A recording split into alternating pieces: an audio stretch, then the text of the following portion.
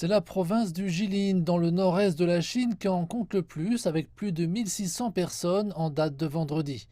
La province du Fujian, dans le sud-est, en a rapporté 199. Depuis le début de cette nouvelle flambée, la province du Jilin a enregistré plus de 10 000 cas au total. La province encourage l'utilisation de l'autotest d'antigènes du coronavirus pour favoriser une détection précoce. La ville de Jilin mènera 3 autres séries de tests de masse d'ici à lundi. Samedi, 2 décès ont été signalés pour la première fois en 2 ans dans la province du Jilin.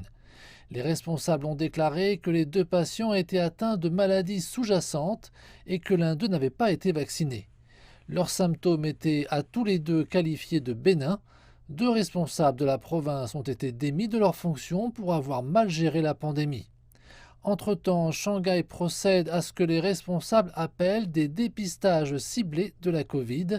En vertu de la politique, une fois que les 2 séries de tests administrés en deçà de 48 heures auront donné tous les résultats négatifs, le complexe résidentiel pourra cesser son confinement.